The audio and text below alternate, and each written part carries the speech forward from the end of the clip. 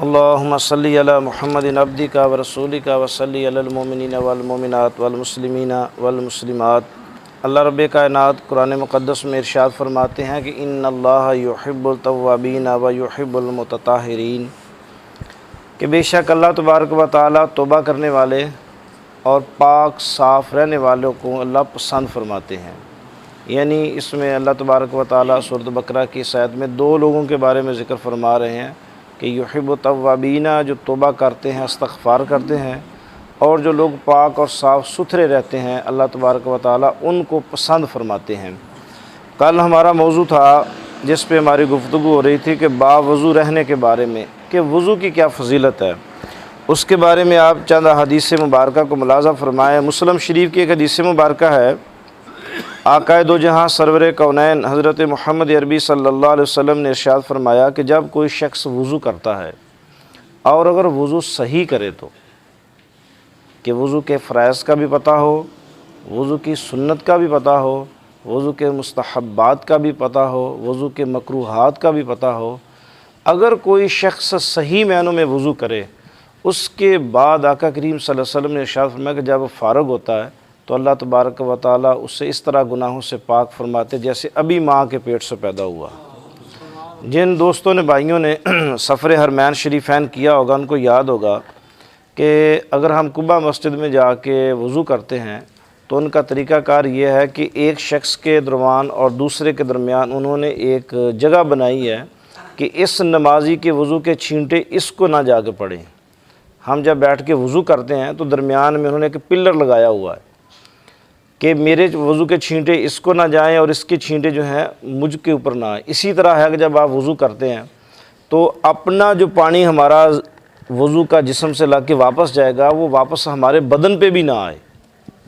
آپ نے منہ دھویا تو ہمیں یہ احتیاط کرنی ہے کہ ہمارا جو وضو کے جو چھینٹے واپس جائیں گے وہ ہمارے پاؤں پہ نہ آئیں، یعنی وہ سیدھا جو فاسٹ جگہ ہے جہاں پہ پانی گر رہا ہے وہاں پہ جائیں۔ تو نبی کریم صلی اللہ علیہ وسلم نے ارشاد فرمایا کہ جب وضو کریں تو وضو سے پہلے ایک چھوٹی سی دعا ہے، بلکہ ایک جگہ تو فرمایا کہ جسے یہ دعا نہیں آتی اللہ کرے اس کا اللہ وضو ہی قبول نہ فرمائے۔ اور اس دعا کے بارے میں فرمایا آقا کریم صلی اللہ علیہ وسلم نے کہ جب یہ دعا پڑھ لیں گے بسم اللہ اللہ اکبر، بسم اللہ اللہ اکبر، بسم اللہ اللہ، حکم ہے کہ جب بھی کوئی نیک کام کرے، اچھا کام کرے تو اس سے پہلے مسلمانوں کے لیے کیا ضروری ہے، کیا پڑھیں، بسم اللہ الرحمن الرحیم۔ اور جب آپ اس کو تھوڑا سا ایڈ کریں گے کہ حضور پاک کی حدیث کی طرف چلے جائیں کہ جب ہاتھ دھوئیں تو لفظ کیا پڑھے، بسم اللہ اللہ اکبر۔ اب آقا کریم صلی اللہ علیہ وسلم نے فرمایا کہ آپ کے وضو سے جتنے قطرے زمین پہ گریں گے، وہ لاکھ ہیں، وہ کروڑوں ہیں، وہ لاکھوں ہیں، جتنے قطرے زمین پہ گریں گے اس ہر قطرے سے اللہ ایک فرشتہ پیدا کرے گا۔ وہ فرشتہ کرے گا کیا؟ قیامت تک وہ فرشتہ آپ کے لیے جس نے وضو کیا اور وضو سے پہلے بسم اللہ اللہ اکبر یہ پڑھا،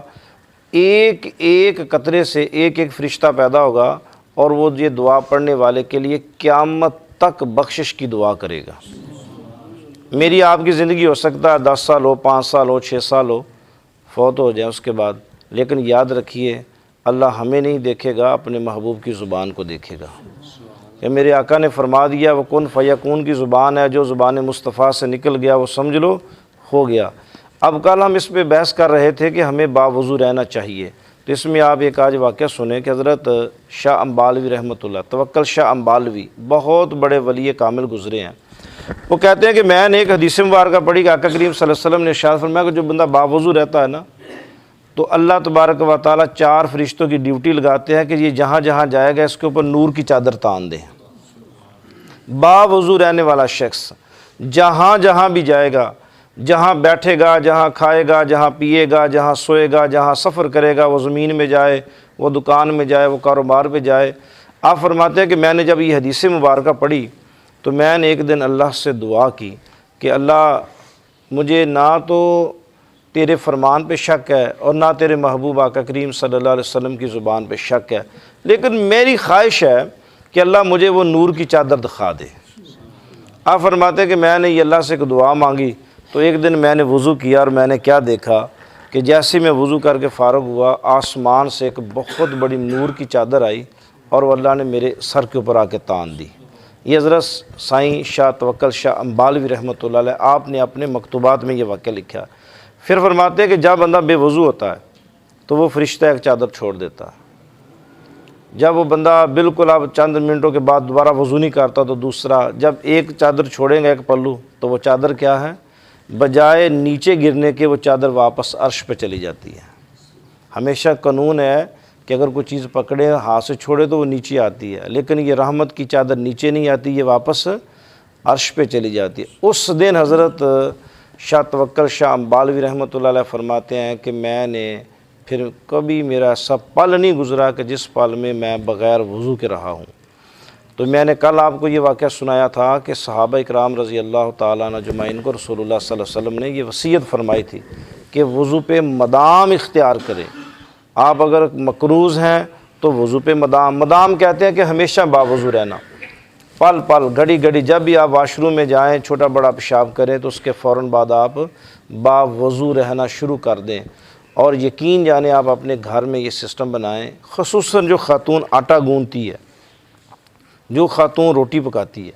اس سے کہیں کہ جب یہ آٹا گوندنا ہے نا تو وضو کر کے آٹا گوندنا ہے، جب بھی روٹی پکانی ہے تو وضو کر کے روٹی پکانی ہے۔ تو پھر آپ اللہ کے فضل و کرم سے اس کھانے میں نور دیکھیں گے، آپ اس گھر میں برکت دیکھیں گے، اور اس گھر میں آپ اللہ کی رحمت اور کرم اور فضل دیکھیں گے۔ جس چیز کو ہم بغیر وضو کے پلید حالت میں ہاتھ لگاتے ہیں، کل بھی میں آپ سے عرض کر رہا تھا، وہ چیز اللہ کی بارگاہ میں ہمیں بد دعا دیتی ہے۔ جس طرح آقا کریم صلی اللہ علیہ وسلم، اب چھوٹا سا گھر ہے، اللہ تعالیٰ آپ سب کو زیارت نصیب فرمائے۔ حضور پاک صلی اللہ علیہ وسلم کا جو حجرہ مبارک ہے وہ بہت بڑا نہیں ہے، چھوٹا سا حجرہ مبارک ہے کہ بعض حضرت سیدہ عائشہ صدیقہ رضی اللہ تعالی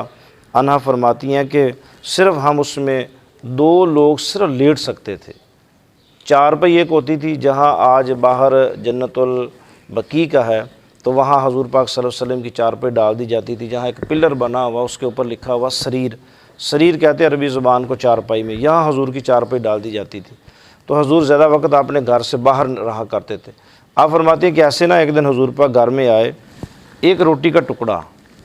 چھوٹا سا روٹی کا ٹکڑا گھر میں پڑا ہوا، تو رسول پاک صلی اللہ علیہ وسلم نے دیکھا اور اسے اٹھایا اور بی بی سیدہ عائشہ صدیقہ رضی اللہ تعالیٰ عنہ سے فرمایا کہ عائشہ اس روٹی کی قدر کیا کر۔ اب دیکھیں کہ میرے خیال میں نے جب یہ حدیث پاک پڑھی تو میرا ایمان تو یہ نہیں ہے کہ میرے آقا کی بیوی ہو اور وہ روٹی کی ٹکڑے کی نہ قدری کرنے والے، ہو سکتا ہے ان کو نظر ہی نہ آیا ہو سکتا ہے کہ کھجور، اوپر بھی کھجور کی چھت تھی اور نیچے بھی آقا کریم صلی اللہ علیہ وسلم کے گھر میں کھجور کے مصلے بچھائے گئے تھے، تو ہو سکتا ہے کہ آپ کو نظر نہ آیا بی بی صاحبہ کو، تو حضور نے دیکھ لیا۔ تو میرے آقا نے فرمایا کہ عائشہ اس کی قدر کیا کرو،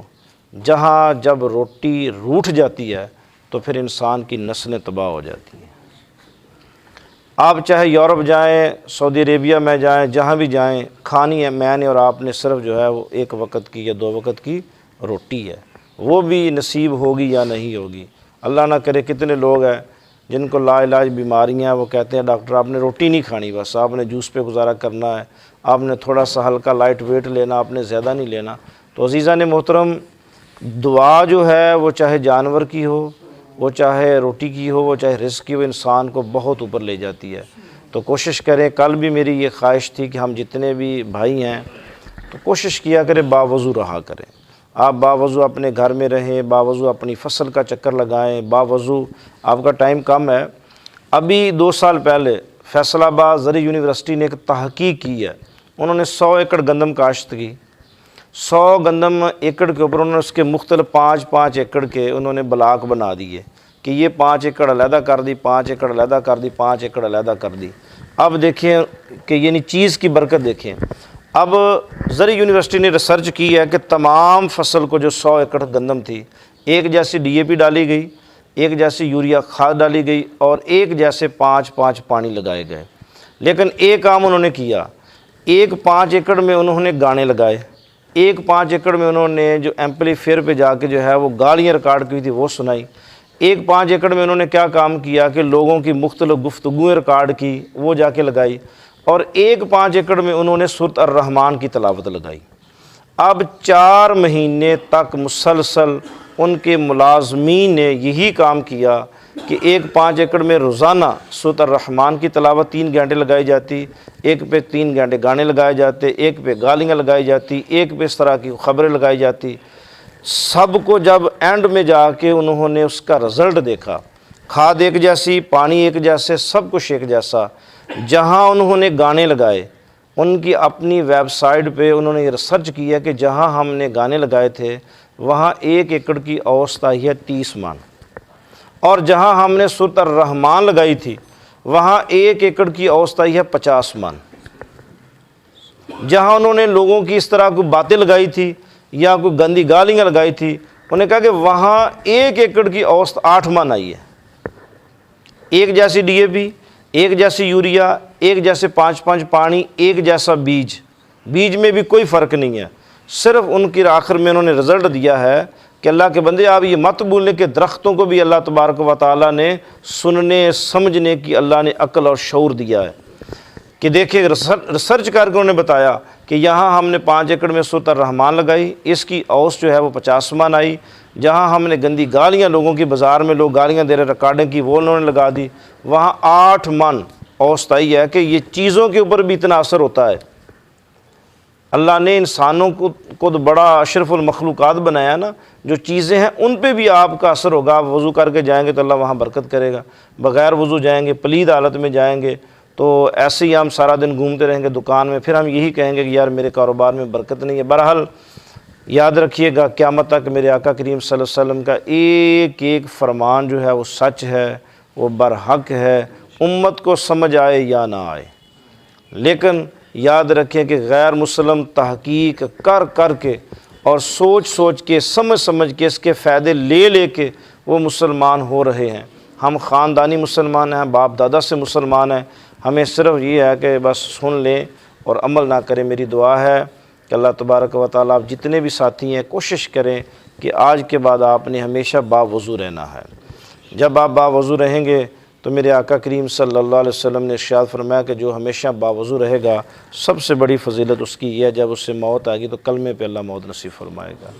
देखिए अल्लाह ना करे, अभी हम बाहर निकलते हैं, कितने हमारे दोस्त बेचारे, कभी किसी का एक्सीडेंट हो गया, कभी किसी का वज़ू में हो, और अल्लाह ना करे आगे हमारी मौत खड़ी है, वो तो आनी आनी है। तो जब आप हालत वज़ू में हमारी मौत आएगी